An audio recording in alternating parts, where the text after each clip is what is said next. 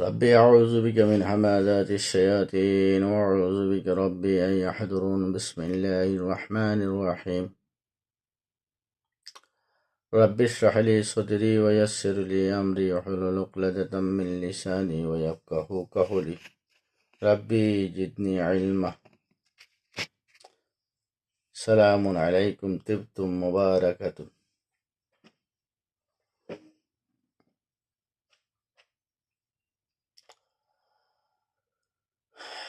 প্রিয় ভাই ও বোনেরা,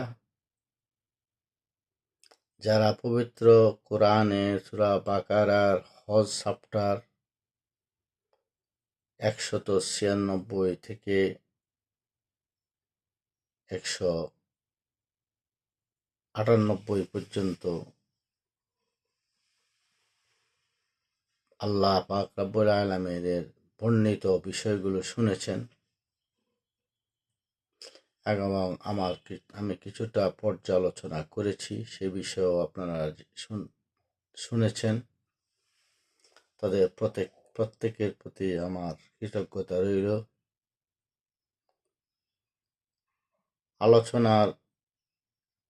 হজের মূল আলোচনা অলরেডি হয়ে গেছে। বিবেচনার বিষয় আপনার পবিত্র কোরআনকে আপনি ভালোভাবে শ্রবণ করুন এবং ভালো করে বোঝার চেষ্টা করুন।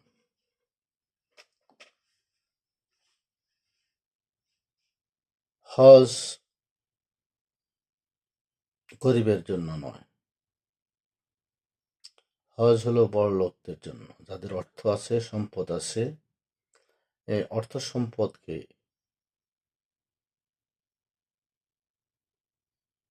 হজের মাধ্যমে অর্থ সম্পদকারীদেরকে হজ করার জন্য আল্লাহ পাক রব্বুল আলামিন নির্দেশনা প্রদান করেছেন।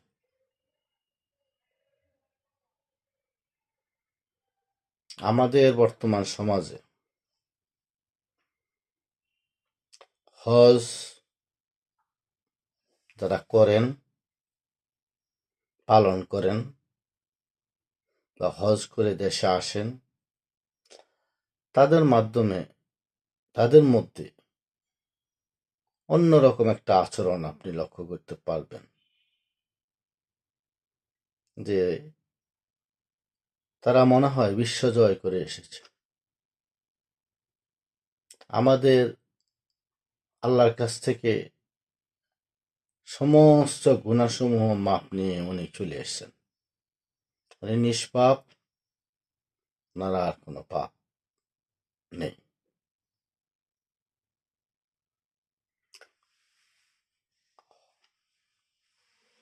হজ এখন আমাদের জন্য একটা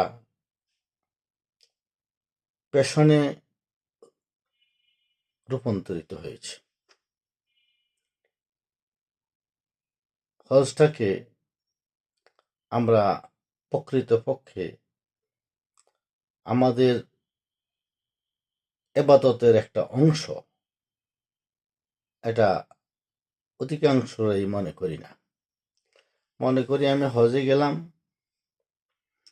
আল্লাহর কাছ থেকে কাবা শরীফ ছুঁয়ে আসলাম, আল্লাহর কাছ থেকে আমি গুনাহ মাফ নিয়ে আসছি। চুরি চামারি, ঘুষখোর, তারপর ডাকাতি, তারপর যাই অন্যায় অবিচার অত্যাচার জুলুম যা কিছু করছি সব কিছু আমার মাফ হয়ে গেছে। এখন আমি পবিত্র, আবার করব, আবার টাকা হবে, মানুষের পকেট কেটে টাকা নেব, আবার যাব হজে। শুধু আর নাম লিখবো আলহাজ মোহাম্মদ মহসিন। এই নাম থাকলে আমার আর কোনো চিন্তাও নাই, কোনো ভাবনাও নেই।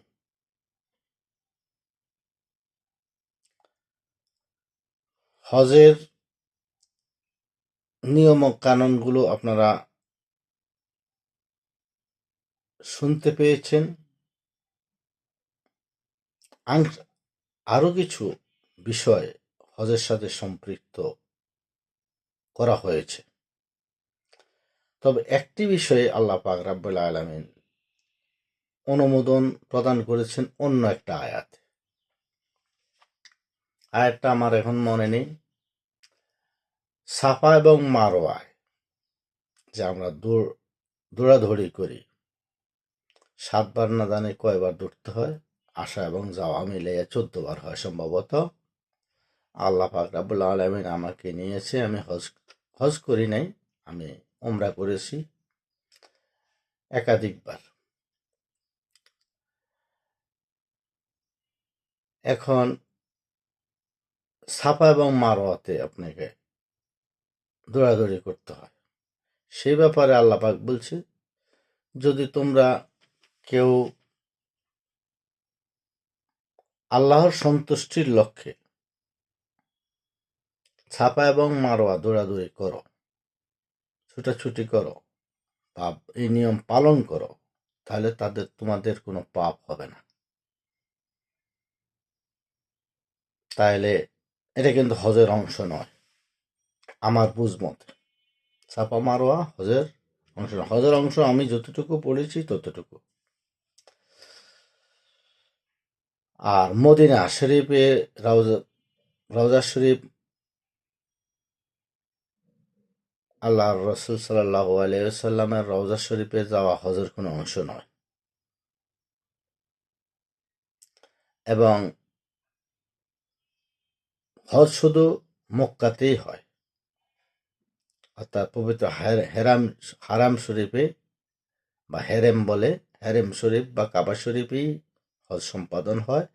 আর হজ সম্পাদনের পর আরাফাতের ময়দানে আপনার পবিত্র কোরআন থেকে আপনাকে উপদেশ বাণী পাঠ করে শোনানো হয়। আর সেখান থেকে আনুষঙ্গিক কোরবানি এ সকল সম্পূর্ণ করার পর আপনার হজ সম্পূর্ণ হয়ে গেল। মাথা মুন্ডন করার পর তাও শেষ হয়ে গেল। আর যারা অসুস্থ আছেন তাদের জন্য তো নিয়ম দেওয়া হয়েছে রোজা। কিন্তু আমরা এখানে দেখা যায় অধিকাংশ লোকেই 10 দিন রোজা পালন করে। বলছে যাদের মাথায় রোগ আছে তাদের ফিদিয়া, মানে এটা জরিমানা, এই ফিদিয়া হিসেবে তুমি রোজা রাখবা, কারণ তোমার মাথায় তুমি মন্ডন করতে পারো না, এটা আল্লাহর একটা নির্দেশ, এটাকে অমান্য করেছ, যার জন্য তুমি যদি 10টা রোজা সম্পূর্ণ করো তাহলে তোমার এই মাথা মন্ডন করা থেকে তুমি যে সওয়াবটা তুমি সংগ্রহ করতে পারতা, সেটাই রমজানের মাধ্যমে, এই রোজার মাধ্যমে বা সিয়ামের মাধ্যমে তুমি অর্জন করতে পারবা। আর মদিনা শরীফে যাওয়া আল্লাহর হজের অংশ নয়। তবে হ্যাঁ, আমাদের প্রিয় নবী হজরতে মোহাম্মদ মুস্তফা আহমদ মুস্তফা সাল্লাল্লাহু আলাইহি ওয়াসাল্লাম এর পবিত্র রওজা শরীফে গিয়ে আপনি যদি জিয়ারাত করে আসেন, অথবা আপনি দর্শন করে আসলেন, এটা আপনার মনের একটা আবেগ অনুভূতি প্রকাশ, নবীর প্রতি আপনার ভালোবাসার প্রকাশ, সেটা আপনি সম্পাদন করলেন। কিন্তু এটাকে কোনো অবস্থাতে হজের সাথে মিশ্রণ করা যাবে না। আপনি যদি মনে করেন যে আমি রওজা শরীফে, মদিনা শরীফ না গেলে আমার হজ হবে না, এটা ভ্রান্ত ধারণা। এই ভ্রান্ত ধারণা থেকে আপনাকে সরে আসতে হবে। আর হজ নিয়ে অনেক ধরনের কাহিনী বাংলাদেশ থেকে শুরু হয়। একমাত্র বিশ্বের মধ্যে সবচেয়ে বেশি হজের টাকা বাংলাদেশ থেকেই হজ করতে গেলে খরচ করতে হয়। পৃথিবীর কোনো দেশে এত টাকা হজ করতে প্রয়োজন হয় না।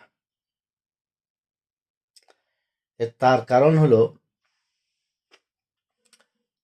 আপনি হজে যখন যাবেন চিন্তা ভাবনা করছেন, তো আপনি তো তখন কি করলেন, ইমাম সাহেব যেহেতু আপনার নেতা মসজিদে নামাজ পড়ায়, তাকে আমরা বললেন ভাই আমি তো এবার চিন্তা ভাবনা করছি। আবার ওনারা মসজিদে ওয়াজ করেও বলে যে যারা যারা হজে যাবেন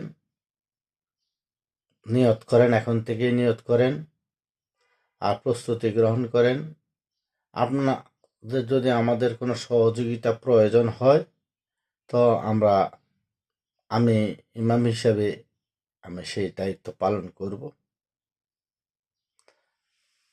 এটা হজের ব্যবসা যারা করে তাদের একটা প্রতিষ্ঠান আছে। এই প্রতিষ্ঠানের লোকেরা প্রত্যেক মসজিদের ইমাম, মুয়াজ্জিম এবং সাধারণ আলেমদেরকে তারা তাদের সাথে সম্পৃক্ত রাখে। সেই সম্পৃক্ত রাখার উদ্দেশ্য হলো যে এরা যারা হজে যাবে তাদের কাছ থেকে খবর সংগ্রহ করা এবং ওদেরকে এই ট্রাভেল এজেন্সিতে বা এই হজ এজেন্সিতে নিয়ে আসা, এনে তাদের হাতে তুলে দেওয়া। তখন আপনি তাদের সাথে আলাপ আলোচনা করে, আপনি তো ভাবতেছেন ভাই আমি হজে যাবো, সেও তো আমারে পাঠাবে, আমার কাছ থেকে কি সে অতিরিক্ত টাকা নেবে না? আমার কাছ থেকে তো কোনো অতিরিক্ত টাকা নেবে না। যাই হোক, হ্যাঁ আল্লাহর কাজ করতেছে, আমিও আল্লাহর কাজেই যাচ্ছি, কিন্তু এরা ডাকাতি করতেছে আপনার সাথে। যে লোকটা ওখানে, যার মাধ্যমে আপনি ওই হজ এজেন্সিতে গেলেন,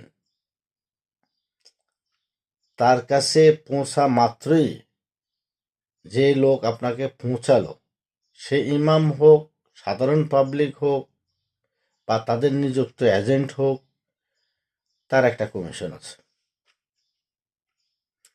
সেটা 10,000 হতে পারে, 20,000 হতে পারে, আরো কম বা বেশি হতে পারে। তাহলে এই প্রথম পর্যায়ে কি করলেন, এই 10,000 20,000 টাকা আপনার পকেট থেকে নিয়ে গেল আরেকজনে। তারপরে এই খরচ সেই খরচ, এসা খরচ, তারা মন্ত্রণালয় আপনার সিরিয়াল আসে নাই, এটা করে নাই, সেটা করে নাই, আপনি তো রেজিস্ট্রেশন করতে হলে এত টাকা লাগবো, তার সাথে আবার অফিসে কিছু খরচ দিতে হবে। এই যে নানা ধরনের কিচ্ছা কাহিনী, এই যে পকেট কাটা শুরু হইলো,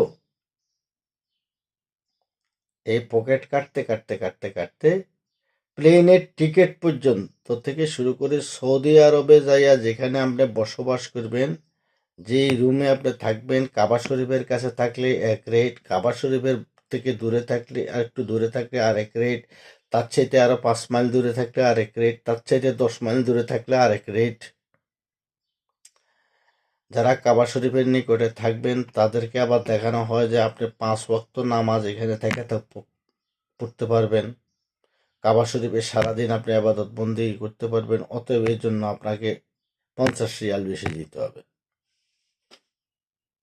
আর যারা দূরে থাকবেন তারা হয়তো 2 মাইল দূরে থেকে গাড়ি দিয়ে আসবেন, কিন্তু যারা 10 মাইল দূরে থাকবেন তারা তো আর আসতে পারবেন না, সারা জীবনের জন্য একবার আসছেন কষ্ট করে, অতএব কারণে আপনাদেরকে হজ এই যে কাবার আশেপাশে থাকাটাই বেটার।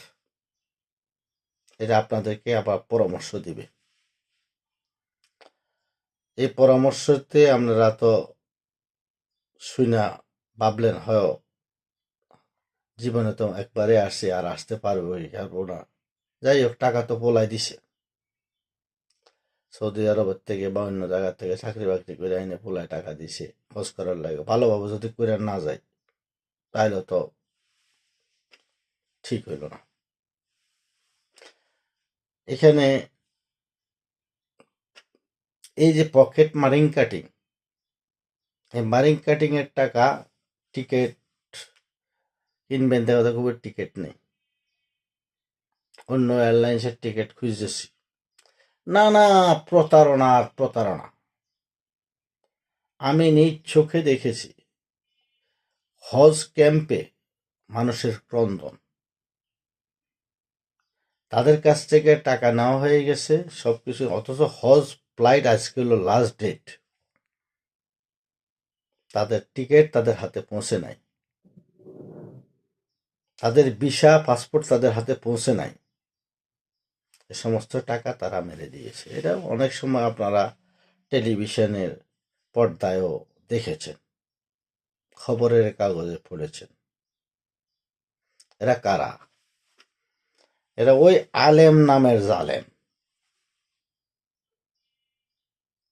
এই জালেমেরা এই কাজগুলা করে। অতএব আপনার হজ আপনি যে নিয়তে গেছেন, আবার আপনাকে শোনাবে ইন্নামাল আমালু বিন্নিয়াত। আপনি যে নিয়ত করবেন সের উপরে, তার উপরে আপনার আমল হইতে থাকবে, আপনি সওয়াব পাইতে থাকবেন। আপনারে বুঝাবে আপনি হজের জন্য নিয়ত করে ফেলান। অর্থাৎ যত নিয়ত করবেন তত সংখ্যা বাড়বে, তত ইনকাম বাড়বে। এই এক শ্রেণীয় লোক আছে যারা হজকে নিয়ে প্রচন্ড ধরনের প্রতারণা হাজিদের সাথে করে। আমি বলবো আল্লাহ মাফ করুক, আল্লাহ তুমি আমাকে ক্ষমা করে দাও, যে হজের পবিত্র কোরআন অনুযায়ী আমাদের হজ হচ্ছেই না। শুধু কি বিমানে উঠলাম, সৌদি আরব গেলাম, আল্লাহর ঘরটা একটু দেখে আইলাম, আবার সেখান থেকে যায় নামাজ তসবি টসবি পোলাপানের লেগা বা আত্মীয় স্বজনের জন্য নিয়ে দেশে আসলাম। লাভের মধ্যে হলে এটা আপনি নিজ চোখে কাবা শরীফটা দেখছেন, আরাফাত ময়দানটা দেখছেন, আর কি করছেন, প্লেনে উঠছেন, জীবনে উঠেন নাই, এই আপনার অর্জন হলো এইটুকু। কিন্তু আপনার কোরআন অনুযায়ী আপনার হজ, আমার হজ হয় নাই। কারণ ট্যাক্স, এই যে একবার অনেক পুর আগের কথা, ইরান বলছে আমি হজ করতে যাব আল্লাহর নামে, ঘর হলো আল্লাহ, আল্লাহ বলছে সবার জন্য আমি এটা উন্মুক্ত করে দিয়েছি, তো তোরে ট্যাক্স দিমু কি লেগা?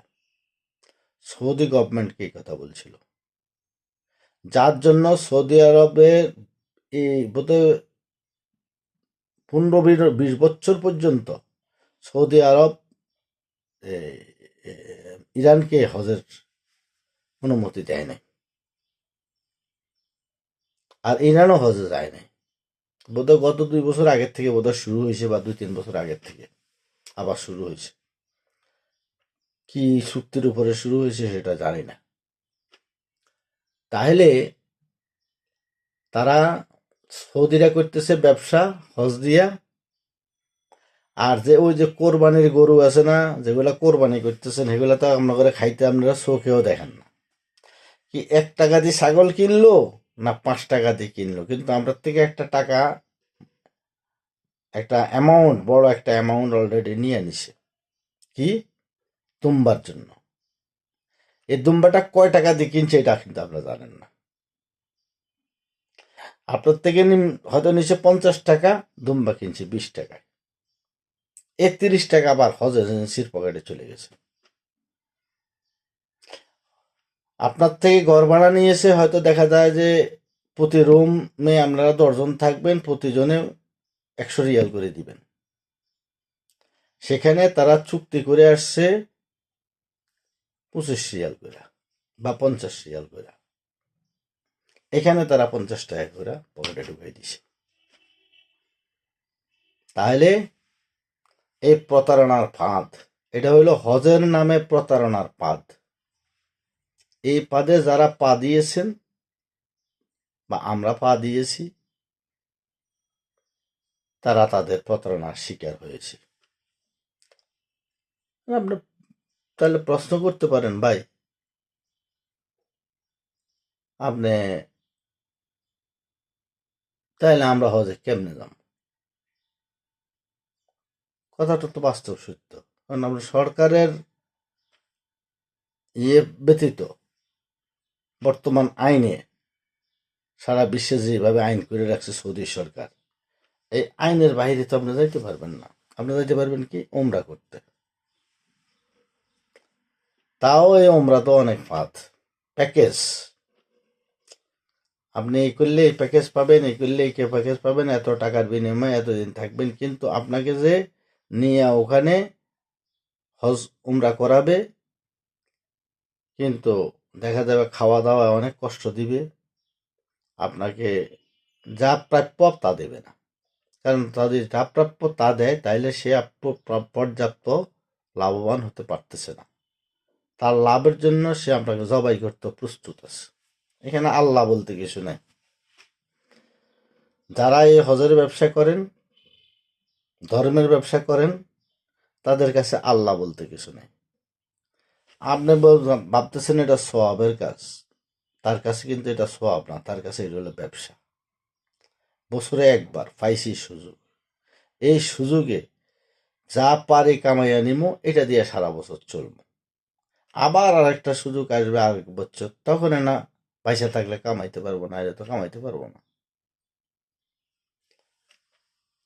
এই যে পরিস্থিতি, আল্লাহ এক জায়গায় পবিত্র কোরআনের আয়াত আমার মনে নাই, বলছে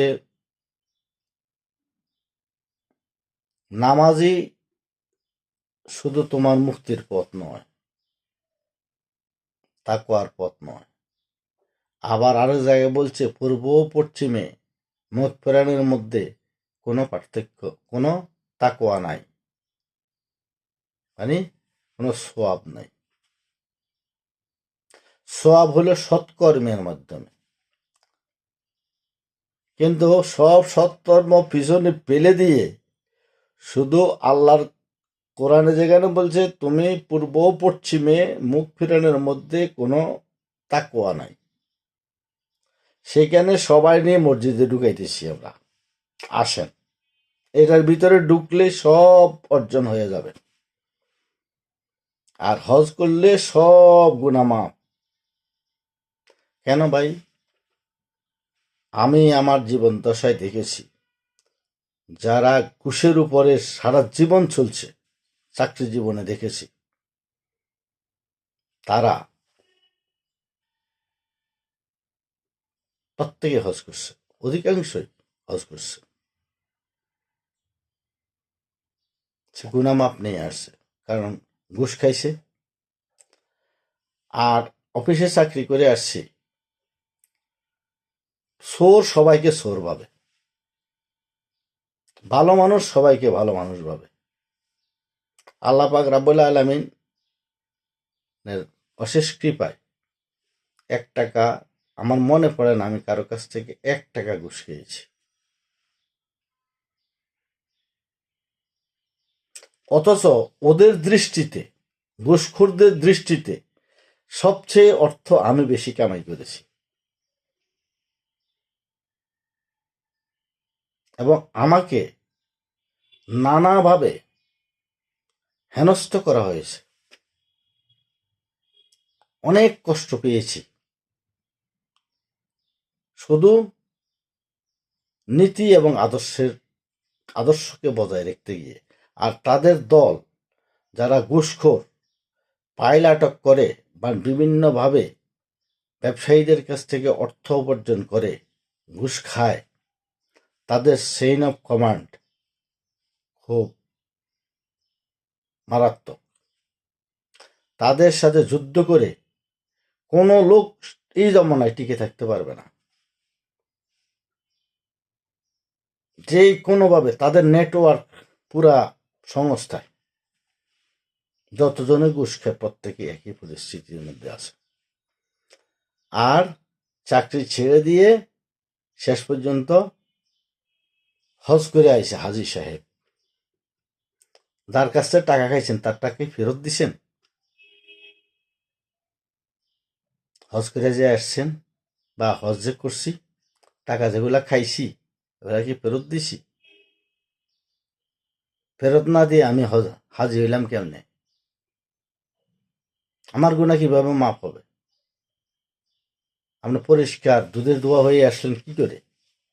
বা আমি কিভাবে দুধের দোয়া হয়ে আসলাম?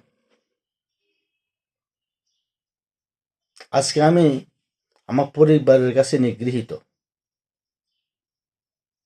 তাদের কথা হলো, যারা তোমার মতো জায়গায় চাকরি করছে, ফিউল লোডারেরও বাড়ি আছে, ফিউল লোডারেরও অনেক সম্পদ আছে, তোমার কি আছে? আজকে ছেলে মেয়ের কাছ থেকে আমাকে কথা শুনতে হয়, কারণ আল্লাহ পাক রাব্বুল আলামিন আমাকে সাহায্য করেছেন। আমি অন্যায় থেকে দূরে থাকার চেষ্টা করেছি, তবে অনেক মিথ্যা কথা বলছি। সে মিথ্যা কথা কি জন্য বলছি?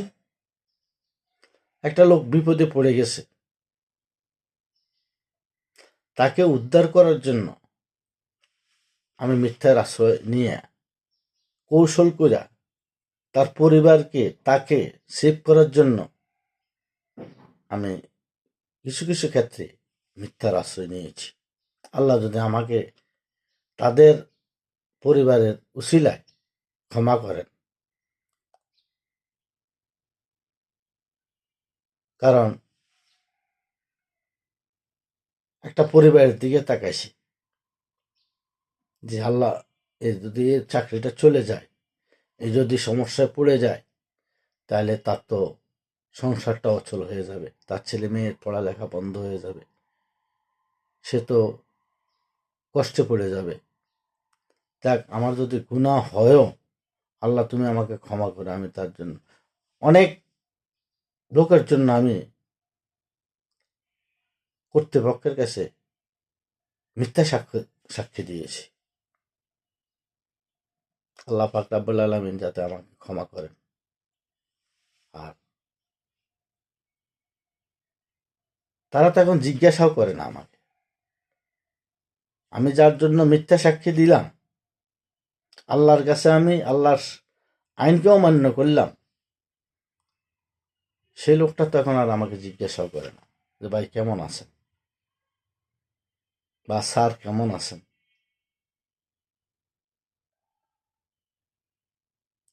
যাই হোক, ও নিয়ে কোনো দুঃখ নাই, তবে সত্যকে স্বীকার করে নেওয়াটা ভালো। আল্লাহ যদি আমাকে ক্ষমা না করেন এই মিথ্যা আশ্রয় নেওয়ার কারণে, কিন্তু আমি কারো পকেট কাটি নাই, কারো কাছ থেকে আমি 10 টাকা কখনো নেওয়ার চিন্তা করি নাই। যদি কোনো সময় কোনো কাজ, যে বিপদে পড়ছি, একজনের কাছে সহযোগিতা চাইছি, ভাই সহযোগিতা করেন, একটু বিপদে আছি, বা আমার আমার জন্য না, অমুক ওই কাজের জন্য, বা একটা প্রোগ্রাম আছে, বা একটা সমস্যা, আমরা একটা প্রোগ্রাম করবো, এই প্রোগ্রামে কিছু সহযোগিতা আমার দেওয়ার জন্য অনুরোধ করছি। তা যে যেতটুকু পারছে সে ততটুকু সহযোগিতা করছে, এখানে জবরদস্তির তো কিছু নেই। যাই হোক, এখন ঘটনা হলো যে, মূল কথা হলো, তাহলে কি করা যাবে? দেখেন, এই বাংলার জমিনে হাজার হাজার ফ্যামিলি আছে যারা দিন এনে দিন খায়। ঘরের মধ্যে কয়েকটা মেয়ে আছে, বিয়ে শাদী দিতে পারে না, তারপর যাইয়া ছেলেকে পড়ালেখা করাইতে পারে না, তারপর যাইয়া একজনের বিপদে আছে, তাকে লজ্জা শরমে বলতে পারে না যে আমার ভাই এই সমস্যা, তাকে ইশারায় বুঝে নিয়ে তাকে সহযোগিতা জিজ্ঞাসা করা, ভাই তোমার কোনো সহযোগিতা প্রয়োজন আছে কিনা, বা তোমার চিন্তিত মনে হয় কেন, কি সমস্যা কি, তাকে একটু সাহায্য করা। এই বিষয়গুলো হজের চাইতে বর্তমানে প্রতারকদের হাত থেকে, প্রতারকদের মাধ্যমে হজ করার চাইতে, বা সৌদি সরকারের যেই ইনকাম বা যেই ট্যাক্স আমাদের উপর চাপিয়েছে সেটা আল্লাহ সম্পূর্ণরূপে নিষিদ্ধ করে দিয়েছে। কোনো ট্যাক্স টুক্সের কথা আল্লাহ উল্লেখ করে নাই। আপনার সৌদি আরবে যাবেন, সেখানে গিয়ে হাজার হাজার মানুষ, লক্ষ লক্ষ মানুষ যাবে, সেখানে একটা মিলন কেন্দ্র হবে। আর সৌদি যারা আছে তারা ওখানে এই যে আমরা কোরবানি করবেন, কেন করবেন? আপনার নিজের খাওয়ার জন্য। এবং সৌদি যারা আছে তাদেরকে আপনি এই দুম্বাগুলা ক্রয় করলে তাদের ব্যবসা হচ্ছে না? সেটা ব্যবসার জন্য তাদের ব্যবসা হবে, বাণিজ্য করবে। আপনি স্বর্ণ বিক্রি করবেন, আপনি বিভিন্ন ধরনের আইটেম বিক্রি করবেন, রুমাল টুপি বিক্রি করবেন, টুপি বিক্রি করবেন। তারপরে এটা একটা মেলার মতো অবস্থা। তো সেখান থেকে লাভ করবেন, আপনার দেশ সচ্ছল হবে। আপনাকে তো বলে না হজের লোক হাউস করতে আসবে, তার থেকে আপনি একটা চাঁদা খান। আপনারা বলছে এটা ব্যবসা। আপনি যখন মানুষ সমাগত হবে এখানে, তখন এখানে খাদ্যের প্রয়োজন হবে, জামা কাপড়ের প্রয়োজন হবে, নানা ধরনের সামগ্রীর প্রয়োজন হবে। তা আপনারা এখানে ব্যবসা করবেন, ব্যবসা করে সেখান থেকে ইনকাম করে আপনারা জীবিকা নির্বাহ করবেন। ওই যেখানে কোরআনে বলছে হজের পর যদি তোমরা জীবিকা আহরণের জন্য কোনো কর্ম করো তাহলে তাতে কোনো পাপ নাই। এ কোরআনে বলা হয়েছে। তাহলে এই ভাবুন, প্রতারকদের প্রতারণা শুধু অফিস আদালতে নয়, প্রতারণা ইসলামের স্তরে স্তরে প্রবেশ করেছে। আপনি মনে করেন না, বা আমি মনে করার কোনো কারণ নাই যে খুব সহজেই আমরা বেহেশতের টিকিট হাতে পেয়ে গেছি। কখনো না, কখনো না। আপনি এখন আমার কাছ থেকে যে এই কথাগুলো শুনছেন, এই কথাগুলোর পরিপ্রেক্ষিতে, আমার কথা না কিন্তু, এটা আমি কোরআনের কথা বলছি, এই কথাগুলোর পরিপ্রেক্ষিতে আপনার হজের টাকাটা কি সত্যিকারে কাজে লাগতেছে না লাগতেছে না? আপনি কি সত্যিকারে গুনামাপ নিয়ে আসতে পারতেছেন কি পারতেছেন না? আপনি কি সত্যিকারে হজটা পালন করতে পারতেছেন না পারতেছেন না? এটা আপনি একবার বিবেচনা করে দেখুন, আপনারটা কি সৎ পথে হচ্ছে কিনা, সঠিক পথে আল্লাহর কোরআনের পথে কাজটা সম্পাদন, হজটা সম্পাদন হচ্ছে কিনা, এটা আপনি ভেবে দেখুন। আমার আমার কথা আপনি বিশ্বাস করার দরকার নেই। আরেকটা জিনিস বলে রাখি, হঠাৎ মনে পড়লো, 3টা পাথর খাড়া করে রাখছে, পিলার। এটা ছোট শয়তান, এটা বড় শয়তান, এটা ছোট মজ্জা শয়তান। কোথায় আছে, কোন জায়গায় আছে এই কথা? কোরআনের কোথায় আছে? হাদিসের কোথায় আছে? এই পাথর মারার কথা কে বলছে আপনাকে? আল্লাহ তো একবারও বলে নাই তুমি পাথর মারো। আর এই পাথর মারতে যায় শত শত লোক আহত হয়। আপনি শয়তান দেখছেন? শয়তান তো এর নিজে, যে পাথর মারতেছে নিজে শয়তান। শয়তান আপনি দেখছেন? শয়তানকে পাথর মারেন, আপনার তো মারতেছেন ইয়ারে, এটা কি জানি পিলার রে। সৌদি সরকার পিলার বানাই দিছে, পিলারের মধ্যে শয়তান রে মারা। কিসের শয়তান? শয়তান কি এনে খাড়াই দিয়েছে আপনার লাগিয়া? আল্লাহ বলছে জেন এবং ইনসানের মধ্যে শয়তানের বসবাস।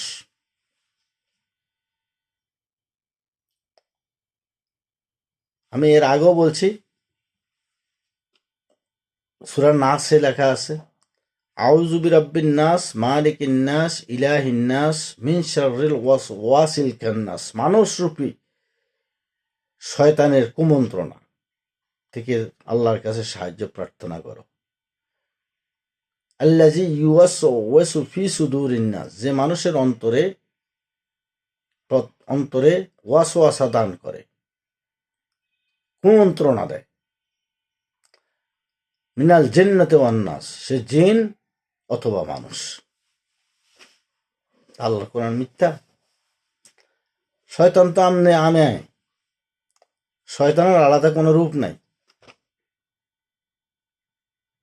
শয়তান আপনার ভিতরে প্রবেশ করে গেছে, আপনার রন্ধ্রে রন্ধ্রে, আমার রন্ধ্রে রন্ধ্রে শয়তানের আশ্রয়স্থল। এই শয়তানকে বের করতে হলে আপনাকে পবিত্র কোরআনকে অনুসরণ করতে হবে।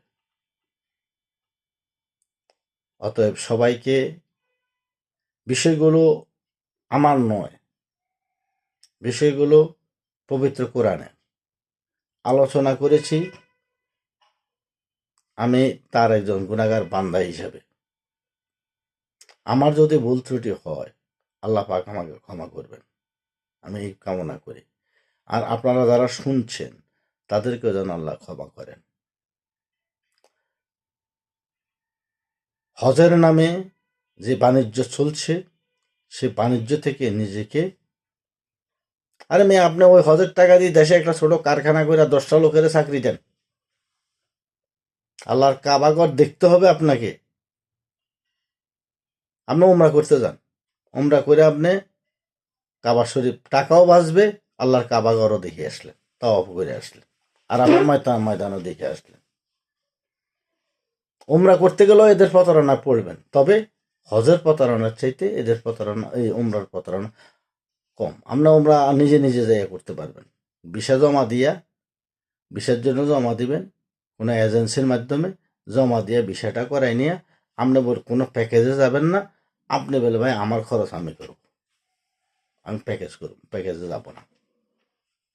আমরা করে আসছি, আমি আমার পরিবার সহ, আল্লাহর তৌফিক দান করেছে, আমার মাকেও আমি করাইছি। যাই হোক, আপনাদের যারা শুনছেন কথাগুলো বিবেচনা করুন। আল্লাহ বলছে যে জ্ঞানীদের জন্যই উপদেশ, যারা জ্ঞান খরচ করে এবং জ্ঞানকে যারা কাজে লাগায় তাদের জন্যে আমার উপদেশ। আপনি ভাবনা চিন্তা করে দেখুন, পবিত্র কোরআন অনুযায়ী চলার চেষ্টা করুন, তাহলে আগামী দিনে আমরা মুক্তির পথ পাব বলে আশা রাখছি। আল্লাহ যদি আমাদেরকে দয়া করেন, ক্ষমা করেন। সবাইকে ধন্যবাদ। দেখা হবে আগামী দিনে পবিত্র কোরআনের অন্য কোনো বিষয় নিয়ে আলোচনা করব। ধন্যবাদ সবাইকে। সালামু আলাইকুম।